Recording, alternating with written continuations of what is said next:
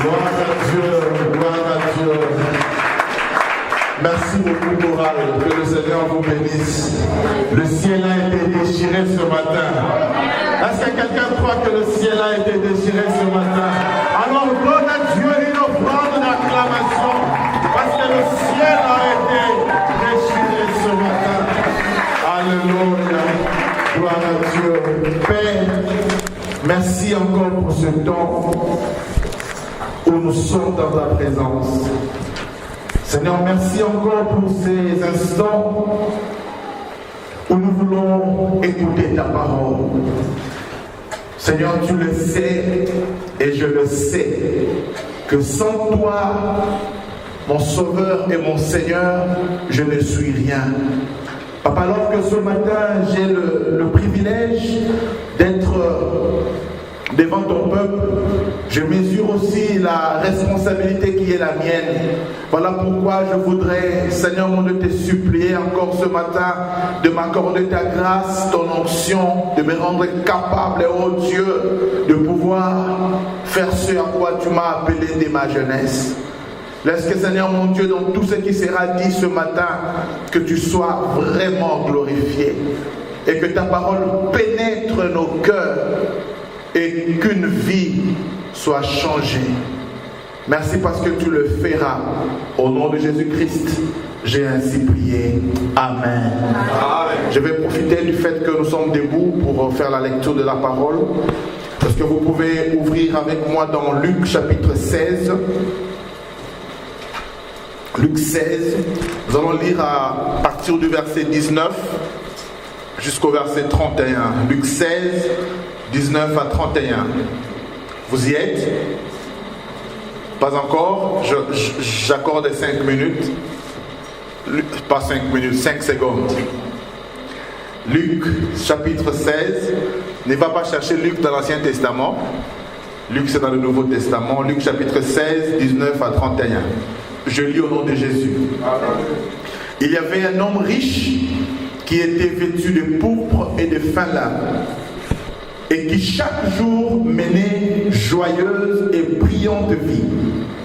Un pauvre nommé Lazare était couché à sa porte, couvert d'ulcères et désireux de se rassasier des miettes qui tombaient de la table du riche. Même le chien venait encore lécher ses ulcères. Le pauvre mourut et il fut porté par les anges dans le sein d'Abraham. Le riche mourut aussi et il fut enseveli dans le séjour de mort. Il leva les yeux et tandis qu'il était en proie au tourment, il vit de loin Abraham et Lazare dans son sein. Il s'écria: Abraham, aie pitié de moi et envoie Lazare pour qu'il trempe le bout de son doigt dans l'eau et me rafraîchisse la langue, car je souffre cruellement dans cette flamme. Abraham répondit: mon enfant, souviens-toi que tu as reçu tes biens pendant ta vie et que Lazare eut le mot pendant la sienne. Maintenant, il est consolé, il est ici consolé, et toi, tu souffres. D'ailleurs, il y a entre nous et vous un grand abîme, afin que ceux qui voudraient passer d'ici vers vous ou de là vers nous ne puissent le faire. Le riche dit: je t'ai pris donc, père Abraham, d'envoyer Lazare dans la maison de mon père, car j'ai 5 frères. C'est pour qu'il leur atteste ces choses, afin qu'ils ne viennent pas aussi dans ces lieux de tourment. Abraham répondit: ils ont Moïse et le prophète. Et moi j'ajoute, ils ont Carole Miché. Qu'ils les écoutent. Et il dit: non, père Abraham. Mais si quelqu'un de mort va vers eux, ils se repentiront. Et Abraham lui dit: s'ils n'écoutent pas Moïse et le prophète, ils ne se laisseront pas persuader quand même quelqu'un de mort ressusciterait. Parole du Seigneur. Parole du Seigneur. Que le Seigneur nous bénisse. Nous pouvons prendre place. Je dis bonjour à tout le monde. J'avais dit bonjour à tout le monde. Que le Seigneur vous bénisse. Ce matin, j'ai le privilège d'être devant vous pour vous parler sur un message que Dieu a mis dans mon cœur. Ça fait déjà quelques temps, nous sommes en train de parler sur la destinée. Et ce matin, j'aimerais parler d'un sous-thème que j'ai intitulé « La conscience de l'éternité ». La conscience de l'éternité. Est-ce que tu peux regarder ton voisin ou ta voisine et lui dire la conscience de l'éternité? Come on. Change même de voisin, va de l'autre côté, dis-lui la conscience de l'éternité.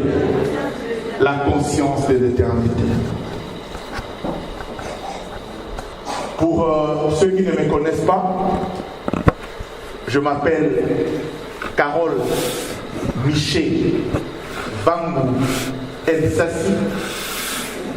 Je suis né un certain 28 juin à Kinshasa, dans la République démocratique du Congo. Je suis le fils de Vangu Mambweni Maboussana Gustave, qui est décédé, et de Monique Tembois, qui elle aussi est décédée.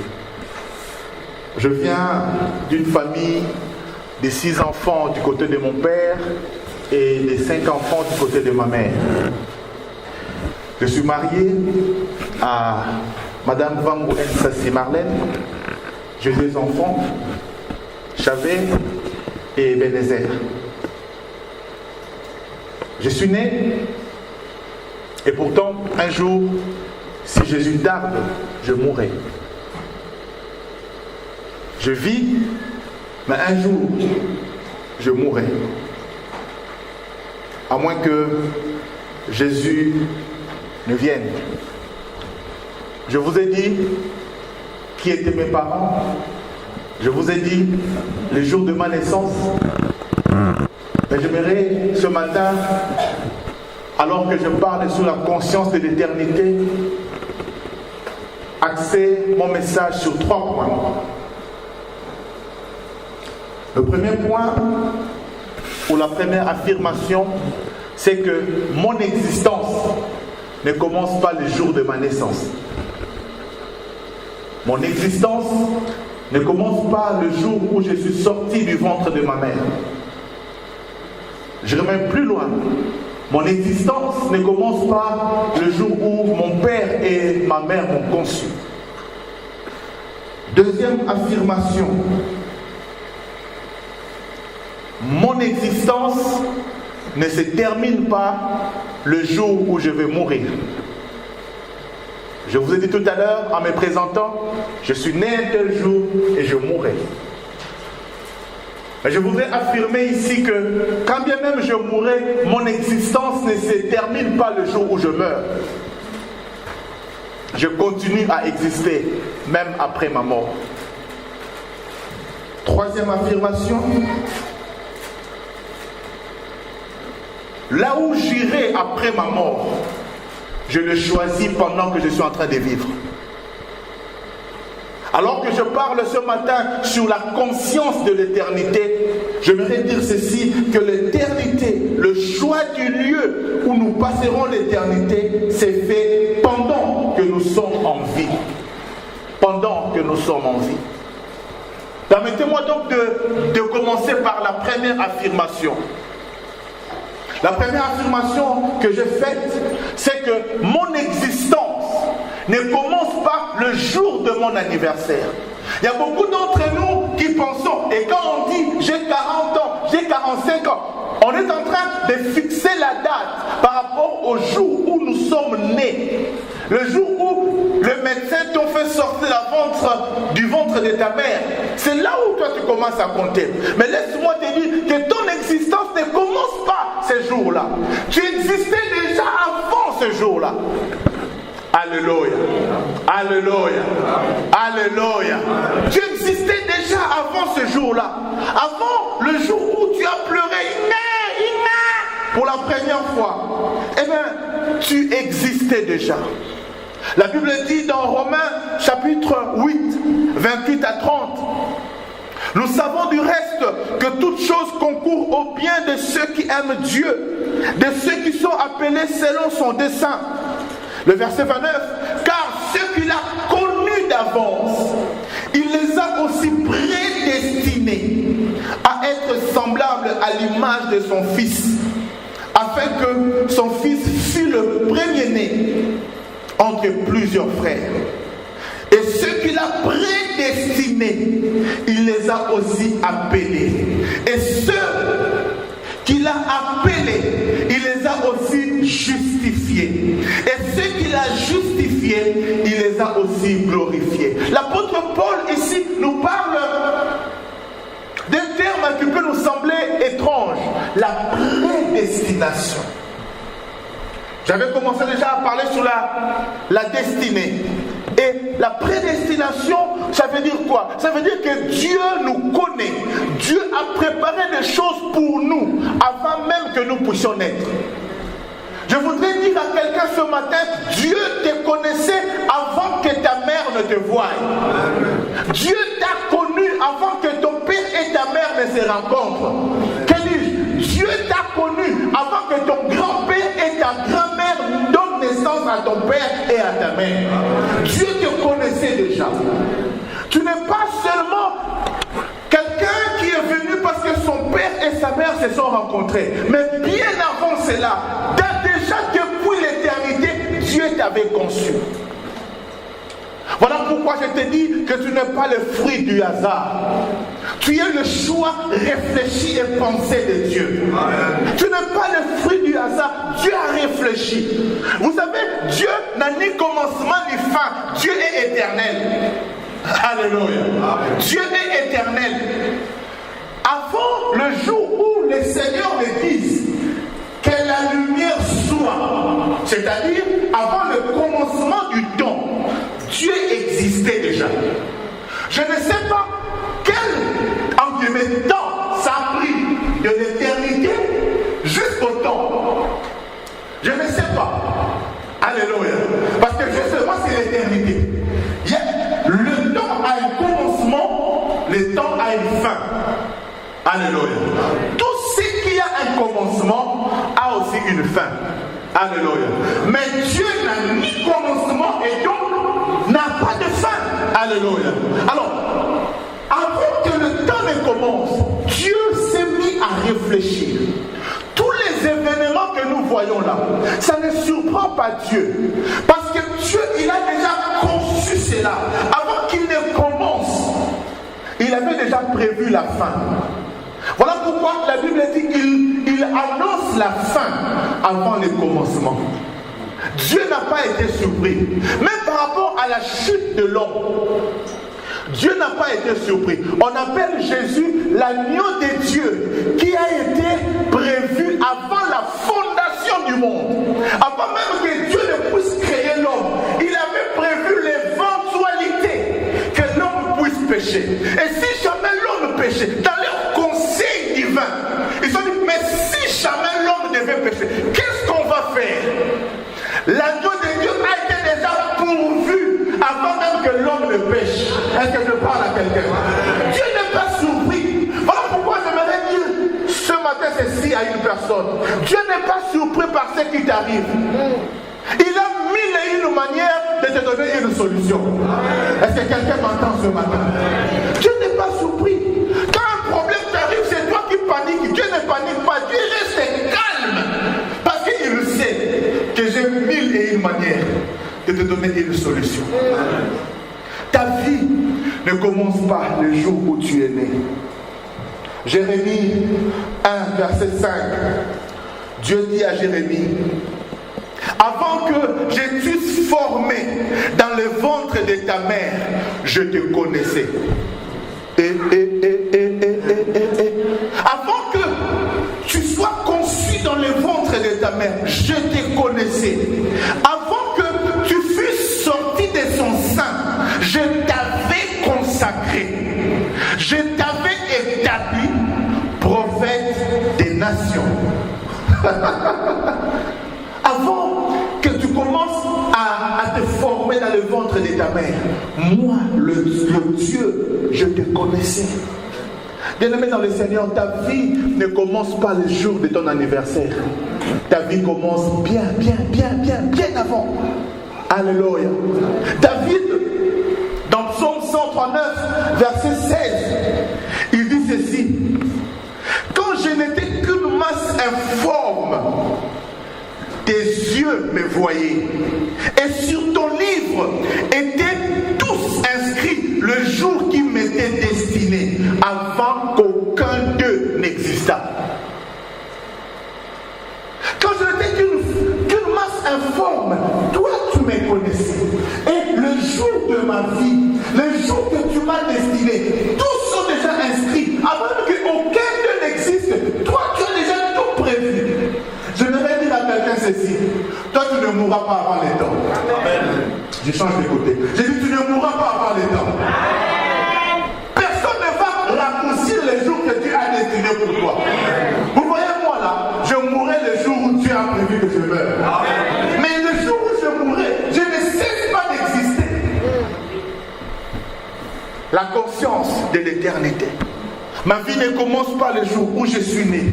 Parce que avant que je naisse, Dieu me connaissait déjà.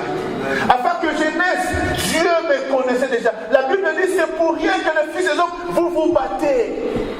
Parce que avant même que tu te lèves le matin, Dieu a déjà préparé le pain pour ses bien-aimés. Amen. Il y a des choses pour lesquelles tu n'as pas à te battre. Il y a des choses pour lesquelles Dieu a déjà prévu pour toi. Au temps fixé, au temps marqué par Dieu, tu l'obtiendras. J'avais dit: tu l'obtiendras. J'avais dit: tu l'obtiendras. Il y a des choses que Dieu a préparées. Tout est question de temps. Tout est question de saison. Tout est question de moment. J'aime quand la Bible dit au moment favorable, au temps prévu, au temps voulu. Il y a des temps voulus, il y a des temps favorables, il y a des moments précis que Dieu a prévus pour que toi, tu rencontres ton miracle. Je prie le Seigneur que fin novembre 2017 soit le temps que Dieu a prévu pour toi. Je prie Dieu pour décembre 2017 soit le temps que Dieu a prévu pour toi. Ne force pas. Il y a des choses pour lesquelles tu n'as pas à forcer. Il y a des choses pour lesquelles, quand le temps arrive, cela t'est donné. J'avais dit: cela t'est donné. J'avais dit: cela t'est donné. Quand une fille comme Keren, à l'âge de 3 ans, elle commence à se préoccuper. Et moi, vraiment, je n'ai pas de sein. Mais tu as 3 ans. Attends seulement. C'est déjà prévu pour toi. Alléluia. À un certain âge, tu n'as pas à forcer. Ça viendra. J'avais dit quoi? Ça viendra. Vous savez, quand on commençait à avoir 13, 14 ans, on voulait un peu faire les yaqués, non? Alléluia. Alors, je ne sais pas si vous aussi vous avez connu ça. Il y avait un produit qu'on appelait pousse-poil. Vous allez dans le marché, vous utilisez le pousse-poil. Nous, on sait même laver les dents. Tu mets le pousse-poil pour que tu aies un peu de barbe, pour impressionner. Et même le soir, là, on prenait des crayons de nos sœurs. On mettait comme favori tout ça, pour essayer seulement d'impressionner. Mais quand l'âge est arrivé, aujourd'hui même la barbe, je ne garde même pas. Alléluia. Ça commence même à me déranger. Bien aimé, au temps prévu par Dieu, c'est que tu cherches par tes efforts. Tu ne les chercheras plus par les efforts. Ça viendra automatiquement. Ça viendra automatiquement. Est-ce que je parle à quelqu'un ce matin? Je dis: ça viendra automatiquement. Le mariage viendra automatiquement. Les papiers viendront automatiquement. La stabilité viendra automatiquement. Tu n'auras pas à te battre. Ça viendra. Ça viendra. Pas plus que lui, ça viendra. Il y a des choses sur notre parcours, on n'a pas besoin de forcer. Ça viendra. Il y a des choses que Dieu a destinées pour nous. Bien aimé dans le Seigneur, tout ce que nous voyons, ce n'est pas tout ce qu'il y a. Si jamais nous nous mettons à compter ici, je vais compter 1, 2, 3, 4, 5, 30, 45, 60, 80, 100, 110, 115, 120. Moi je compte ce que je vois. Mais ce n'est pas tout ce qu'il y a. Dans le ventre de certains ici, il y a des enfants dedans. Est-ce qu'on les a comptés? Non, parce que l'homme ne compte que ce qu'il voit. Mais ce que tu vois, ce n'est pas tout ce qu'il y a. Mais tout ce que tu vois, ce n'est pas tout ce qu'il y a. Tout ce que tu vois, ce n'est pas tout ce qu'il y a. Il y a quelque chose que tu ne vois pas, mais ça est là pour toi. Voilà pourquoi la Bible dit ceci. Le juste ne vivra pas par ce qu'il voit, mais le juste vivra par la foi. La foi c'est quoi? C'est voir l'invisible. La foi c'est quoi? C'est voir au-delà du voile. La foi c'est quoi? C'est voir ce que d'autres ne voient pas. Alors si toi tu dois vivre, tu dois être conscient que tout ce que je vois, ce n'est pas tout ce qu'il y a. J'ai dit tout ce que je vois, ce n'est pas tout ce qu'il y a. À part ce que je vois, il y a encore quelque chose. À part ce que je vois, il y a encore quelque chose. À part le rejet de la préfecture, il y a aussi une admission au titre de ce jour. À part le célibat, il y a aussi le mariage. À part la santé, il y a aussi les enfants. Laisse-moi te dire, tout ce que tu vois, ce n'est pas tout ce qu'il y a. Il y a encore quelque chose que Dieu a prévu pour toi. Acclame Dieu pour ce que tu ne vois pas encore. Tout ce que tu vois, ce n'est pas tout ce qu'il y a. Il y a des choses que nous ne voyons pas, mais qui existent. Il y a des enfants que nous ne voyons pas encore, mais qui sont là. Qui sont là. Maintenant, on ne le compte pas. Ce n'est pas parce que tu ne le comptes pas qu'il n'est pas là. Il est là. Et même quand je prêche là, il m'entend. Mais toi, tu ne le vois pas, mais il est là. Est-ce que quelqu'un peut se taper dans les langues?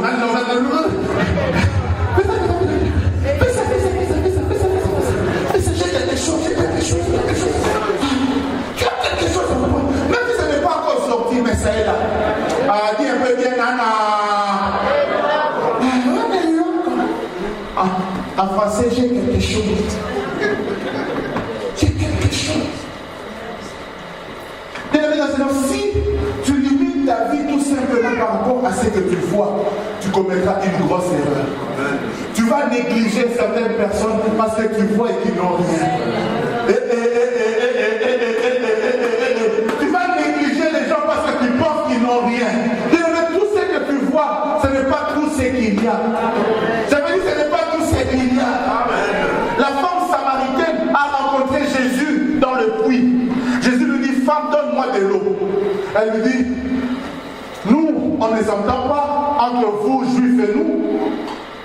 Et Jésus lui dit, femme, si tu savais qui te demande de l'eau, c'est toi qui allais demander de l'eau. La femme dit, hey, toi qui n'as même pas de vase, et tu me dis de me donner de l'eau. Oh femme, ce n'est pas parce qu'elle n'a pas de vase qu'il ne peut pas avoir de l'eau. Il est capable de dire à l'eau là dans le puits, de sortir et de commencer à tomber comme la pluie. Il est capable. Ne limite pas Dieu. Ne néglige pas ton voisin parce que tu ne connais pas son futur. Tout ce que tu vois, ce n'est pas tout ce qu'il y a. Tout ce que tu vois, ce n'est pas tout ce que tu as. Est-ce que tu peux répéter après moi? Tout ce que je vois, ce n'est pas tout ce que j'ai. Bien, mais tout ce que je vois, ce n'est pas tout ce que j'ai. Dis-le comme une confession. Tout ce que je vois, ce n'est pas tout ce que j'ai. Il y a des choses que tu n'as pas encore vues, mais c'est déjà pour toi. J'ai dit, il y a des choses que tu n'as pas encore vues, mais c'est déjà pour toi. Il y a des maisons que tu n'as pas encore vues, mais c'est toi qui les construiras. Il y a des véhicules que tu n'as pas encore vues, mais c'est toi qui les achèteras. Tout ce que tu vois, ce n'est pas tout ce qu'il y a. Ta vie ne se limite pas à ce que tu as bâti. Et je dirais même, ta vie ne se limite pas aux vêtements et aux véhicules. il y a plus que ça, il y a plus que ça, il y a plus que ça, il y a plus que ça, il y a plus que ça, il y a plus que ça, il y a plus que ça. Est-ce que tu ne peux pas acclamer Dieu parce qu'il y a plus que ça? Il y a plus que ça dans ta vie. Il y a plus que ça, il y a plus que ça. La vie ne se limite pas au véhicule, au vêtement, non. Il y a plus que ça. L'éternité, l'éternité, l'éternité. Ma vie ne commence pas le jour de ma naissance. Mon existence ne commence pas le jour où je suis né. J'ai commencé à exister. Je n'ai pas dit à vivre, j'ai dit à exister avant de commencer ma vie sur terre. La deuxième affirmation que je ferai, c'est que ton existence ne se termine pas après ta mort. Ce n'est pas parce que tu meurs aujourd'hui que tu cesses d'exister. Dans le texte que nous avons lu de Luc chapitre 16, 19 à 31, on nous parle de deux hommes. On nous parle de l'homme riche. La Bible dit, cet homme riche qui avait beaucoup d'argent et qui menait une vie joyeuse. La Bible même parle d'une vie excellente, une vie merveilleuse, une vie que chacun de nous pouvait certainement l'envier. La Bible dit chaque jour menait une vie joyeuse et brillante. C'était une vie formidable. Et à ses côtés, la Bible nous parle d'un homme appelé Lazare. Aide-moi à dire Lazare. Lazare. Un homme pauvre. Tellement pauvre qu'il avait des ulcères. Et même le chien venait lécher ses ulcères. Quelle vie misérable. Difficile à imaginer un homme vivre dans ces conditions-là. Difficile. Difficile. Même toi, tu ne vis pas dans ces conditions-là. Mais ce qui est curieux, c'est que bien qu'il vivait dans ces conditions-là, Dieu le connaissait. Comment? Dieu le connaissait. Toi qui penses que Dieu ne te connaît pas parce que tu traverses un petit problème. Un petit. Ton problème là ne ressemble même pas à celui de Lazare. Mais la Bible nous démontre que Dieu le connaissait. Pour faire bref, pour gagner un peu du temps, parce que j'ai tellement prêché sur ce verset qu'il y a beaucoup de choses à dire. Mais je veux me concentrer sur l'essentiel. Ces deux hommes riches et pauvres vont mourir. Et ce que la Bible nous apprend ici, c'est que alors qu'ils étaient morts, bizarre, ils continuaient à vivre ailleurs. Ils continuaient à vivre ailleurs. Cet homme riche, qui ne connaissait pas Dieu, qui n'avait aucune crainte de Dieu, il s'est retrouvé en enfer, dans un lieu de tourment, en train de pleurer et de gémir. Quand il gémissait, laissez-moi vous dire que dans sa maison, il y avait un grand deuil. Tous les gouverneurs des quartiers étaient venus. Les chefs de l'État même, ils étaient venus pour honorer cet homme. Les musiciens chantaient « Mon Père accueilli ». Les musiciens chantaient à ce moment-là. Grand Mayas, il est parti. La balai est partie. Les pieds de la famille est parti. Les gens pleuraient. Et comme un peu dans nos jours ici, certains pleuraient, d'autres aussi, comme ils savaient qu'il y avait beaucoup de stars dans ce funérailles-là. D'autres sœurs étaient bien maquillées. Elles venaient aussi en daminant.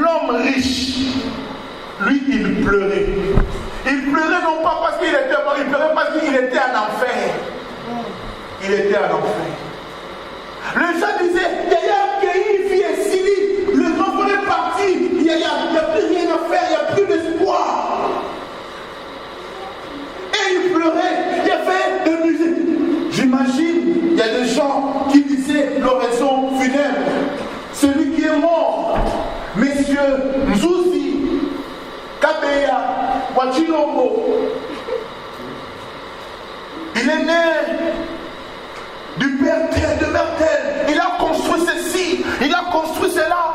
C'était un grand entrepreneur. Il a construit des grandes maisons, de belles maisons. C'était un homme formidable. Les gens vantaient ses mérites. Et même, laissez-moi vous dire, le président est venu lui remettre la Légion d'honneur. La Légion, on dit post-mortum. On vient de remettre la Légion d'honneur. Mais quand tous ces honneurs-là sont faits, ce type-là, il est en train de souffrir. Il a même envie de vous gifler là où vous êtes. Parce que lui, il souffre. Il souffre en enfer. Il gémit. Il gémit. Toutes les parcelles qu'il avait construites ne l'ont pas suivi. Non, viens mon pauvre. Entre ici pour te protéger. Les maisons ne peuvent pas les suivre en enfer. Tous les gardes du corps qu'il avait, tous les petits moukala qu'il avait, qui lui chantaient des louanges matin, midi, soir. Oh, viens, c'est toi. Non, toi tu es l'homme qu'il faut. Non, toi, non, il lui chantait des louanges. Il les célébrait. Mais tous ces petits moukala n'ont pas pu venir l'arracher de l'enfer. Il souffrait. Son mari ou sa femme, qu'il aimait tant, sa femme à qui il donnait des bijoux, à sa femme à qui il donnait tout. Même sa femme, qui pleurait certes là-bas, elle pleurait, mais là en enfer, elle ne pouvait pas venir le sauver.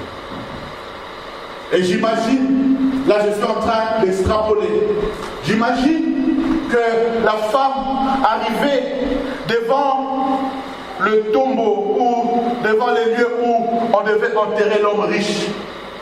On lui dit, madame, mais tu as tellement pleuré, on voit vraiment que tu aimais ton mari, alors on va t'envoyer, on va t'enterrer avec lui.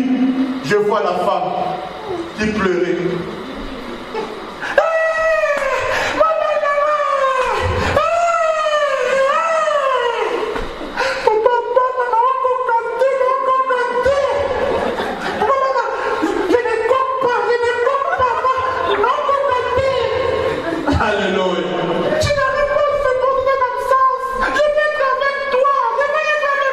On dit, ok madame,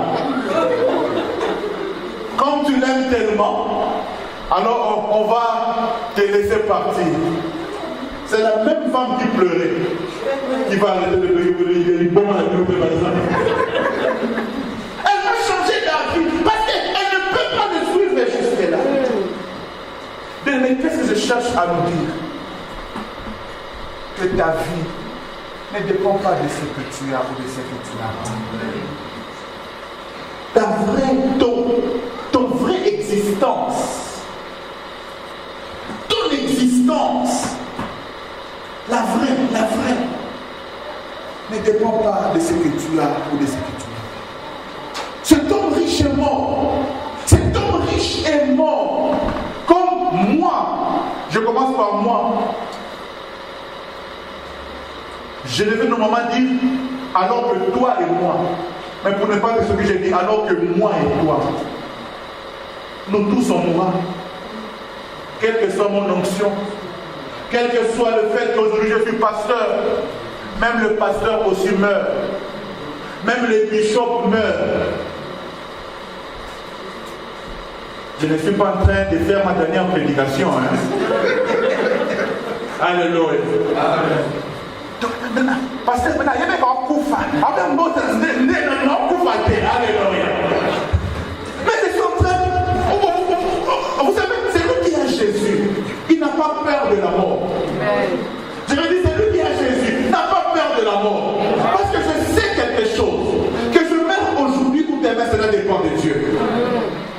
Qu'est-ce que fais-moi pour ce matin être debout? Qu'est-ce que tu as fait toi pour être debout? Je disais le jeudi, il y a 2 jeudis à l'étude biblique ici, que le fait de dormir, mais c'est l'antichambre de la mort. Quand tu dors là, qu'est-ce qui te rassure que tu vas te lever? Quand tu dors là, mais c'est comme si tu étais mort. Quand tu te lèves le matin, il Yaya, avant de commencer par brosser, avant de commencer par mettre tiraillement rouge à lèvres et tout ça, remercie d'abord Dieu. Parce que chaque jour, nous vivons une résurrection. Vous avez vu, chaque jour, nous vivons une résurrection. De l'autre côté, il y avait un autre type. Lui, il était pauvre. Dans son deuil là, personne n'est venu. Lui-même pour l'enterrer, c'est la Croix-Rouge qui est venue l'enterrer. On est venu ramasser son corps. On l'a même ligoté, je ne sais pas, dans des draps sales. Lui, on ne l'a pas enterré, lui, on l'a jeté. Dans son deuil là, il n'y avait pas les musiciens. Dans son deuil là, il n'y avait pas les stars qui venaient. Dans son deuil là, il n'y avait aucun discours. Il n'y avait aucun discours. Mais chose bizarre, les deux sont morts, mais la Bible nous apprend qu'ils continuaient à exister. Ils continuent à exister. Et les deux se sont retrouvés dans la vie après la mort. Quelqu'un peut me dire la vie après la mort? La vie après la mort. Dis ça, la vie après la mort. La vie après la mort. Parce que tu n'existes pas comme ton existence ne commence pas le jour où tu es né. Laisse-moi aussi te dire que ton existence ne finit pas le jour où tu es mort. Tu existais avant ta naissance, tu existeras après ta mort. Alléluia. Il faut que tu aies conscience de cela. Voilà pourquoi c'est lui qui a conscience de l'éternité. C'est lui qui sait que ma vie ne commence pas le jour de mon anniversaire. Et c'est lui qui sait aussi que ma vie ne s'arrête pas, mon existence ne s'arrête pas le jour de ma mort. Saura relativiser beaucoup de choses. Si tu penses que ta vie ne dépend que de ce que tu vois, tu vas commettre beaucoup des erreurs. L'homme est mort, l'homme riche. Lazare est mort. Et la Bible dit, il continuait à exister. Chose bizarre, c'est que même en enfer, l'homme avait sa conscience. Je voudrais rappeler à chacun de nous que l'homme est tripartite. L'homme, c'est ce corps. L'homme, c'est l'âme. L'homme, c'est l'esprit. Je vais le dire mieux. L'homme est un esprit qui a une âme et qui vit dans un corps. L'homme est un esprit qui a une âme et qui vit dans un corps. Quand tu meurs, c'est ton esprit qui se détache. Et parce que l'esprit se détache, ton corps cesse de fonctionner. Mais ton âme continue à vivre. Alléluia. L'âme, c'est le siège des sentiments. L'âme, c'est là où l'intelligence de l'homme, les informations que tu as reçues, c'est au niveau de l'âme que cela est emmagasiné. Voilà pourquoi cet homme-là, bien que mort, il continue à savoir qu'il a 5 frères. Oh oh! Il continue à être conscient que j'ai 5 frères. Il dit, Père Abraham, envoie Lazare aller parler à mes 5 frères.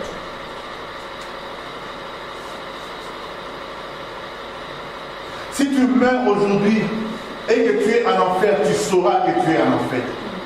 Et même ce jour-là, tu vas te rappeler de la prédication que le pasteur prêchait ce dimanche 19 novembre. Hé, vraiment pasteur, il nous avait prêché, c'est un animal à tes poignets. Maintenant là, tu ne parleras pas comme ça, tu parleras en dansant avec le feu. Alléluia. Pourquoi je nous dis ces choses? Pourquoi je nous dis ces choses? C'est pour que chacun de nous puisse prendre conscience de l'éternité. Tu ne dois pas vivre comme si toute ta vie c'était seulement ici sur terre. Il y a des gens qui ne vivent que pour les vêtements. Il y a des gens qui ne vivent que pour avoir le dernier iPhone. Il est prêt même à tout. Il y a même des gens qui sont prêts à aller vendre son doigt comme le Badalouna. Il est prêt à sacrifier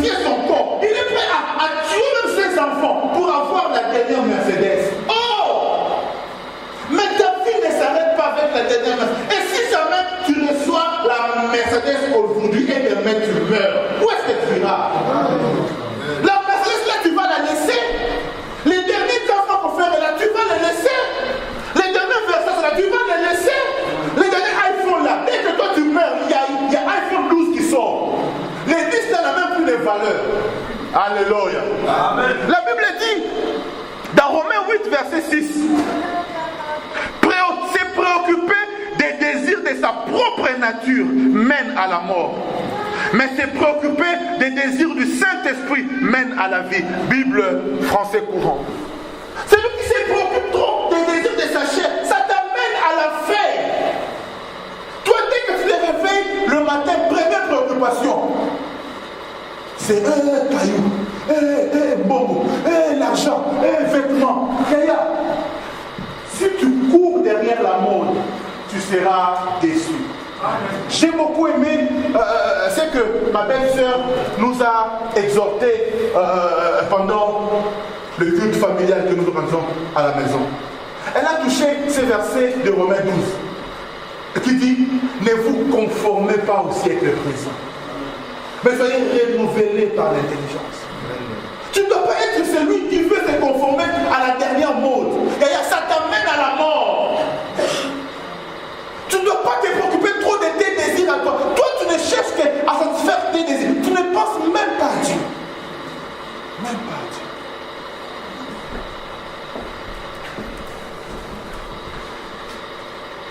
Dieu. Les deux, continuer à vivre.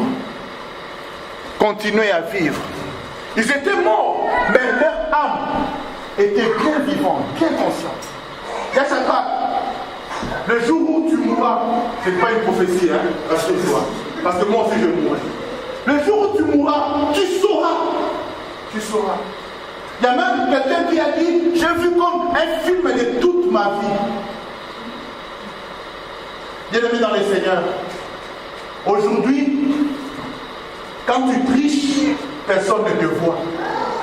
Mais ce jour-là, le jour du jugement, ta femme sera à côté. Tu lui avais dit: j'étais à Saint-Chamond. Et Dieu ouvre la télé.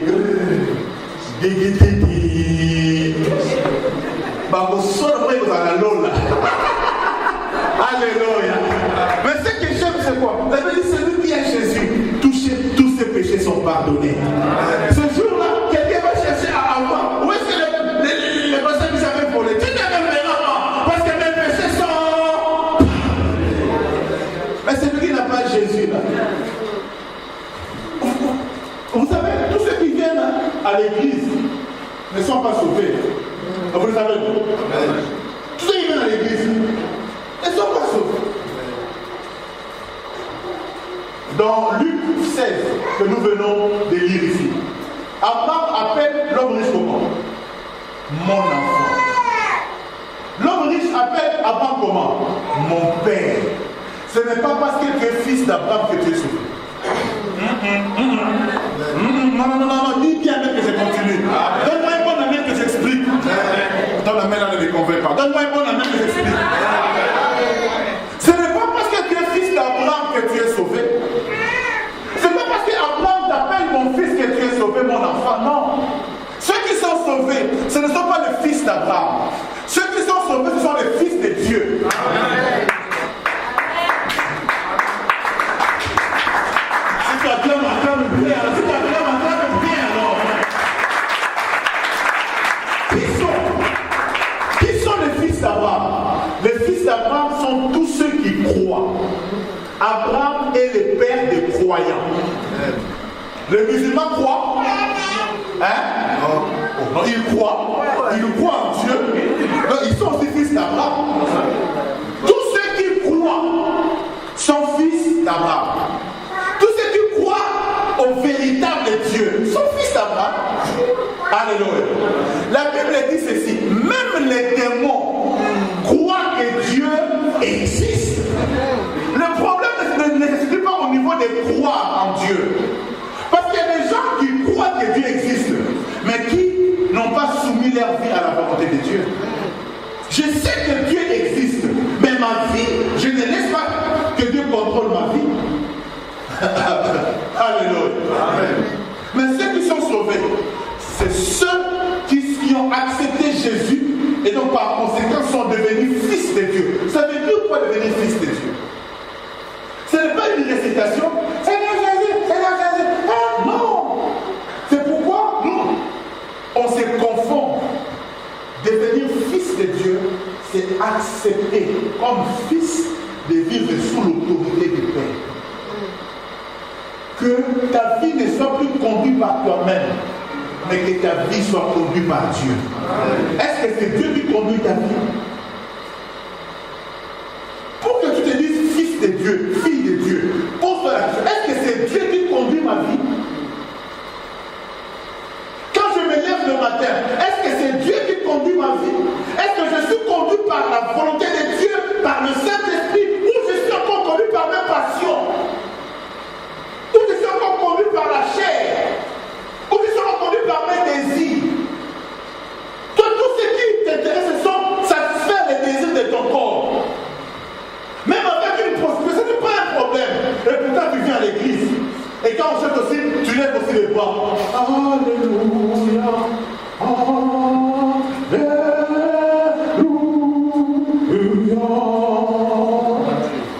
Tu chantes ici à l'église. Nous, on pense que tu es notre frère. Nous, on pense que tu es notre bien-aimé. Et pourtant, Dieu dit, quand tu es comme tes enfants, tu dis papa, ouais. Même Dieu te connaît comme sa créature. Mais Dieu ne te connaît pas comme son enfant. La Bible dit, le Saint-Esprit rend témoignage à notre esprit. J'ai dit quoi? À notre esprit.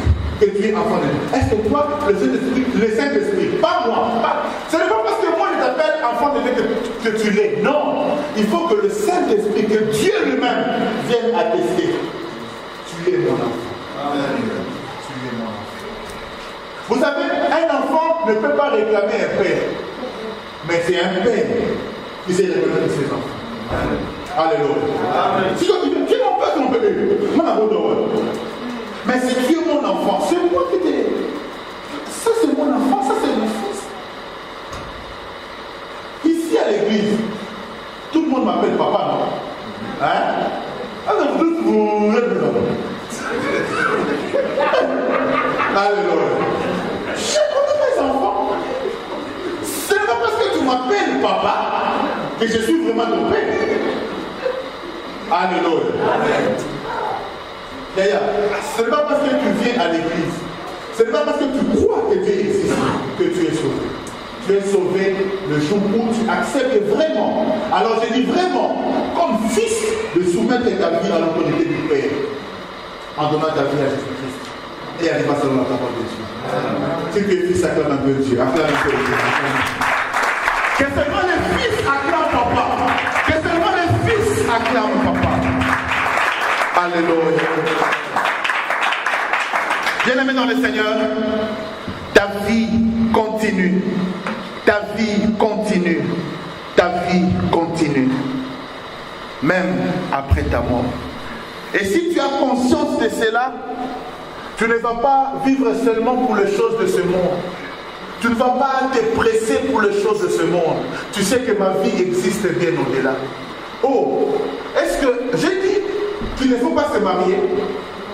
Hein? Est-ce que j'ai dit qu'il ne faut pas acheter le dernier iPhone? Non, ce n'est pas un péché en soi. Mais tu ne dois pas vivre pour ça. Tu ne dois pas casser tout pour ça. Être pressé. Non. Les gens courent pour tout avoir. C'est comme s'ils pensent que tout s'arrête ici. Vous savez, Lazare n'avait pas tout ici, mais il a eu tout là-bas. Vous avez dit, Lazare n'avait pas tout ici, mais il a eu tout là-bas. L'homme riche avait tout ici, mais il n'a eu rien là-bas. Il n'a rien eu là-bas. Travaille, c'est bien de travailler. Travaille, c'est très bien. Accueille les maisons, achète des... Ce n'est pas mauvais. mais ne vis pas pour ça. Que ça ne soit pas ta priorité. Parce qu'après cela, ta vraie vie, ton existence ne dépend pas de ces choses. Si tu sais que même si je n'ai pas ici, j'aurai là-bas, ma vie se comportera de manière vaine. Ceux qui sont pressés là, en fait, Dieu n'est jamais pressé. Tu sais pourquoi Dieu n'est pas pressé? Tu sais pourquoi Dieu n'est pas pressé? Tu sais pourquoi Dieu n'est pas pressé? Parce qu'il est éternel. Il sait que je ne vais pas m'arrêter. C'est toi qui penses que... Parce que tu sais que ton temps est limité. Voilà pourquoi tu te presses. Ceux qui se pressent sont les fils du diable.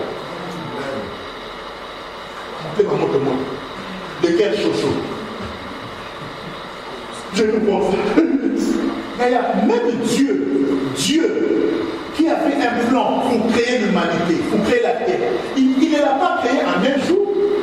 Il a pris 7 jours pour créer la terre. Maintenant, il y a des gens ici qui veulent tout avoir en un seul jour. Hein? Il y a des gens qui veulent avoir tout en un seul jour. Il arrive en Europe, il veut déjà se comparer avec ceux qui ont 15 ans. Tu es trop rapide, tu es trop vite. Quand tu es trop pressé là, tu vas te brûler les ailes. Quand tu es trop pressé là, tu vas commettre des erreurs. Sois calme, dis un peu, sois calme. Ton équipement ne vise pas la terre. Sois calme. La Bible dit dans Apocalypse chapitre 12, verset 12.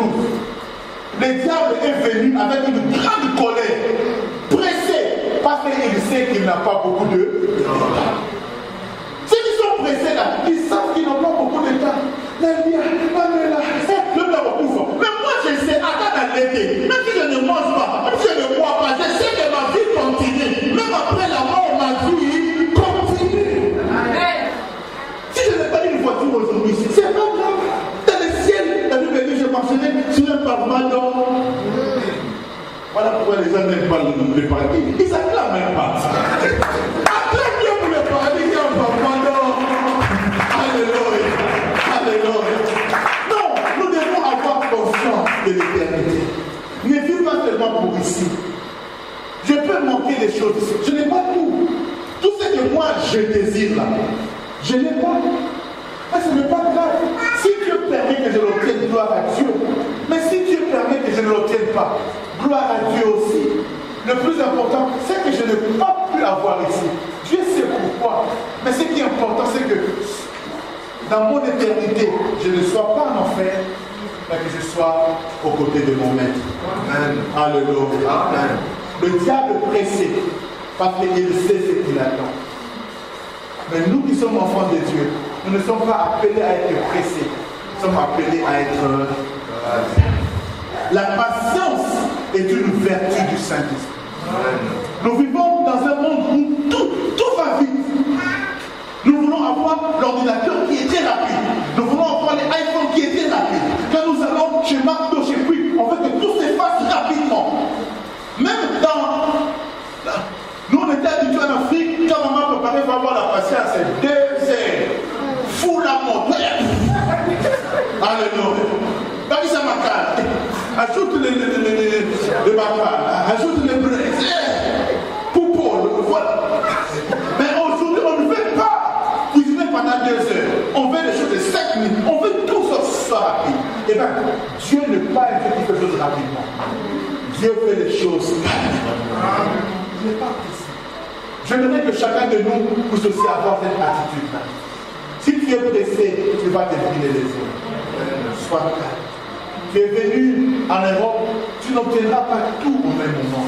Sois calme. Tu vas aller toucher les fétiches pour rien. Tu vas aller voir Sir Marapula à Moreno. Oh, il transforme les récits de 3 mois en une année. Vas-y. Quand il tient ton c'est les 3 mois, ça devient 10 ans. Vas-y. Tu seras refoulé avec les... Alléluia. Ne sois pas pressé, sois calme. Sois calme. Il y a des choses que nous obtiendrons avec le temps. Et même si jamais je n'arrive pas à tout avoir ici, le plus important, ma place est réservée au ciel. Est-ce que tu ne peux pas acclamer Dieu pour cela? Acclame Dieu pour cela. Acclame bien le Seigneur. Acclame bien le Seigneur. Alléluia. Alors que je m'en vais conclure, je voudrais rapidement toucher la troisième affirmation.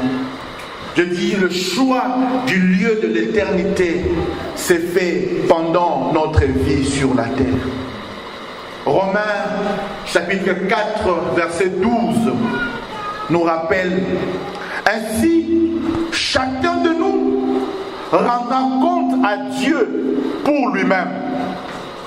J'avais dit, chacun de nous rendra compte à Dieu pour lui-même. La sœur Aki, tu ne rendras pas compte pour le pasteur, tu rendras compte à Dieu pour toi-même. Ma chérie, je t'aime beaucoup, mais je ne rendrai pas compte à Dieu pour toi. Tu rendras compte à Dieu pour toi-même. Chacun de nous rendra compte à Dieu pour lui-même. Cet homme riche-là, il avait des frères. Il était sûrement marié. Mais quand il s'est présenté devant le Seigneur, sa femme ne le défendait pas. Il n'était pas avec lui, il était seul. Regarde un peu ton voisin, dis-lui tu seras seul. Come on. Dis-lui ça, tu seras seul. Ce jour-là, pas de papa, pas de maman, pas de pasteur. Ce jour-là, pas de chéri. Ce jour-là, pas de mon fils, pas de ma fille. Ce jour-là, tu seras seul. Tu seras seul. Il y a mon enfant qui m'a posé une question cette semaine. Il m'a dit, papa, mais si un bébé meurt, il naît aujourd'hui et il meurt, qu'est-ce qu'il va devenir? J'ai dit, oh fils, quelle question. Je lui ai répondu. Je lui ai donné sa réponse selon la parole de Dieu. Bien-aimé dans le Seigneur, il y a des choses que toi seul peux décider. Et ta décision, aussi longtemps que tes enfants ne sont pas encore majeurs, ça les implique aussi. Alléluia. Alléluia. Quand un enfant est à l'âge de réfléchir, c'est lui qui commence à décider. Alléluia. Johanna, qui n'a pas encore l'âge de décider, la foi de sa mère la couvre, la protège. Alléluia. Si jamais il lui arrive quelque chose aujourd'hui, elle va auprès du Seigneur à cause de la foi de sa mère. Mais déjà, c'est pourquoi c'est une malédiction de naître des parents païens. Parce que si tu meurs là, tu vas en enfer. Le choix de la destinée s'est fait pendant que nous sommes en vie. La Bible dit, chacun de nous rendra compte à Dieu pour lui-même. Pour lui-même. Vous savez, quand Dieu te donne la vie, c'est un privilège qu'il nous accorde, mais c'est aussi une responsabilité. Aide-moi à dire responsabilité. On dit ça, des responsabilités. Pourquoi est-ce que toi qui vis aujourd'hui et les autres sont morts? C'est un privilège, mais c'est une responsabilité. Parce que ça te donne le choix, ça te laisse le temps de choisir. Bien-aimés dans le Seigneur, mon message ce matin, on essaie de pouvoir rendre le message comestible. Mais mon but ce matin, ce n'est pas de t'exciter. Mon but ce matin, c'est de te faire réfléchir. Parce que c'est pendant que tu es en vie que tu choisis là où tu iras. Le choix de l'éternité s'est fait maintenant. Ce n'est pas une prophétie, mais c'est une éventualité. Qu'est-ce qui arriverait si dans 5 minutes tu viens, tu meurs? Ce n'est pas une prophétie, rassure-toi. Mais si en sortant juste de cette église, il y a un accident et que tu meurs, où est-ce que tu iras? Pose un peu la question à ton frère qui ne répond pas. Pose-moi la question, où est-ce que tu iras? Comment? On dit silence. Où est-ce que tu iras? Ce sont des choses que nous devons nous poser la question. Moi, je n'ai pas peur de la mort. Ça viendra quand ça viendra. Alléluia. Mais je suis certain que j'ai Christ en moi. Alléluia. Le plus important, ce n'est pas le jour où tu meurs, la paf. iPhone, tu ne penseras même pas à l'iPhone. Tu ne penseras même pas à la maison. Parce que ce n'est pas ça qui est important. Ce qui est important, c'est d'avoir Jésus en soi. Que celui qui a Jésus en lui puisse acclamer un peu le Seigneur. Si tu as Jésus en toi, acclame bien le Seigneur dans ta vie. Alléluia. Dans Genèse chapitre 2, verset 15, la Bible dit, Dieu prit l'homme et le plaça dans le jardin d'Éden pour le cultiver et le garder. L'homme, Dieu a créé le jardin. Dieu a mis en place un jardin. Et la Bible dit qu'il prit l'homme et il le mit là-bas. C'est un privilège que Dieu a fait à l'homme. Avoir un jardin. Mais c'est aussi une responsabilité. Parce qu'il l'a mis là-bas pour le cultiver et pour le garder. Bien-aimés dans le Seigneur, dans tout ce que Dieu nous donne, il y a un privilège, mais aussi une responsabilité. Dieu te donne un don, c'est un privilège, mais c'est aussi une responsabilité. Tu dois le cultiver et tu dois le garder. Dieu te donne la vie. Dieu te donne la vie, c'est un privilège, mais c'est à toi de le cultiver et de quoi? Et de la garder. C'est pourquoi moi parfois ça me fait mal. Je vois la télé des gens qui jouent avec la vie. Ils font des jeux bizarres. Hein? Collier autour de tout mignon. Il y a des gens qui font. Ils blaguent avec la vie. Tu vois là-bas montagne, sur un fil là, et lui marche dessus. Moi là.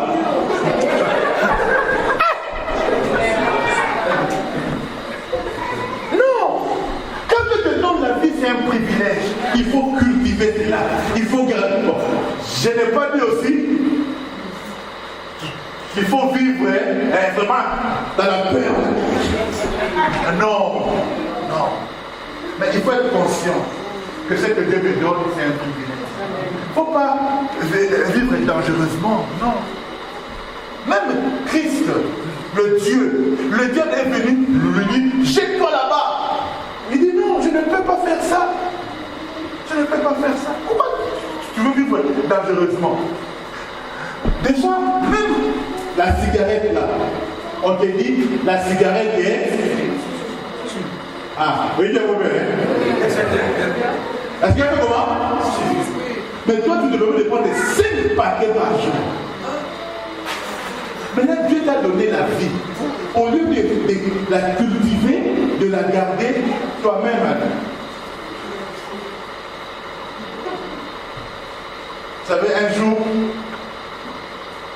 à Matete, on faisait une ronde avec mon pasteur. Et puis, on a vu de loin un de nos frères de l'église qui fumait. Maintenant, nous, on avait déjà vu. Amen. Et maintenant, quand on arrive là, il nous voit en retard. Il prend la cigarette, il met ses mains dans la... Nous, on l'avait déjà. Maintenant, on va se faire comme les musulmans. Comment ça va? Comment va papa? Comment va maman? Et la table, et les assiettes, et les chiens. Maintenant, le frère qui commençait à répondre, oui, pasteur, ça va. Maintenant, on voit seulement, il commence à danser. Oui. Ça dit, la cigarette, les brûler les tables. On a seulement pitié. C'est-à-dire, on allait continuer vraiment. Et comment vont les assiettes? Et comment vont les chats? On a eu pitié de lui. C'est-à-dire, là, il commence à dire, le Seigneur, je sais que j'ai péché, mais comment que le pasteur parle quand même. Mais toi-même, tu sais que c'est pas bien. Mais pourquoi tu le fais? Le choix de l'éternité s'est fait maintenant. Bien-aimés dans le Seigneur, je parle à nos enfants, je parle à nos jeunes. Tu peux avoir 12 ans. Tu peux avoir 5 ans, 6 ans, 7 ans. Il y a des jeunes qui meurent. Il y a des papas qui meurent. Il y a des mamans qui meurent. Qu'est-ce qui te rassure que tu vivras demain? Je pose la question. Qu'est-ce qui te rassure que tu vivras demain? Maman, quelle assurance nous avons que demain on va encore se défendre? Nous devons tout le temps être. Et le choix, nous le faisons. Ma prière, cet avant-midi, j'espère avoir aidé quelqu'un à comprendre. Alors que je conclus, je dis ceci. Matthieu chapitre 12, vous pouvez juste écrire cela. Matthieu 12, 36 à 37 nous dit: au jour du jugement, les hommes rendront compte de toute parole vaine qu'ils auront proférée. Car par tes paroles, tu seras justifié et par tes paroles, tu seras condamné. 2 Corinthiens chapitre 5, verset 10 nous dit ceci: car il nous faut tous comparaître devant les tribunaux de Christ, afin que chacun reçoive selon le bien ou le mal qu'il aura fait, étant dans son corps. 1 Corinthiens chapitre 6, 9 à 10 nous dit ceci: ne savez-vous pas que les injustes n'hériteront point les royaumes des dieux? Ne vous y trompez pas, ne vous y trompez pas, ne vous y trompez pas. Ni les impudiques, ni les idolâtres, ni les adultères, ni les efféminés, ni les infâmes, ni les voleurs, ni les cupides, ni les ivrognes, ni les outrageux, ni les ravisseurs n'hériteront le royaume des dieux. Et c'est là ce que vous étiez, quelques-uns de vous. Mais vous avez été lavés, mais vous avez été sanctifiés, mais vous avez été justifiés au nom du Seigneur Jésus-Christ et par l'Esprit de notre Dieu. Bien-aimés dans le Seigneur, alors que j'ai conclu ce message, je le conclurai mal si je ne te disais pas ceci. C'est possible.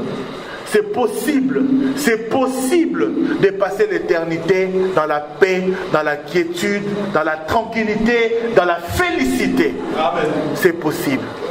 Et pour que cela soit possible, il faut que ta relation avec Jésus soit bonne. C'est lui qui reçoit Jésus dans sa vie. C'est lui qui est sauvé.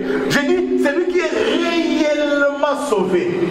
Abraham dit ceci dans ce récit: il n'y a aucune possibilité que ceux qui sont de ce côté aillent en enfer. Et puis il n'y a aucune possibilité que ceux qui sont en enfer viennent de notre côté.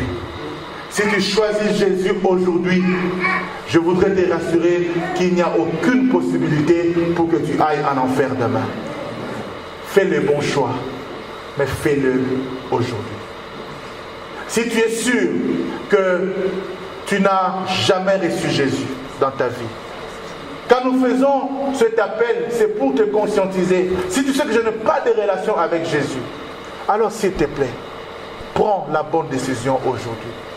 Accepte Jésus. Accepte de vivre sous l'autorité de Jésus. Accepte à marcher dans la volonté de Dieu. Accepte Jésus. C'est la seule solution. Que Dieu vous bénisse. Amen. On va s'élever. Merci d'acclamer. Acclame bien. Acclame bien. Acclame bien. Acclame bien. On va s'élever.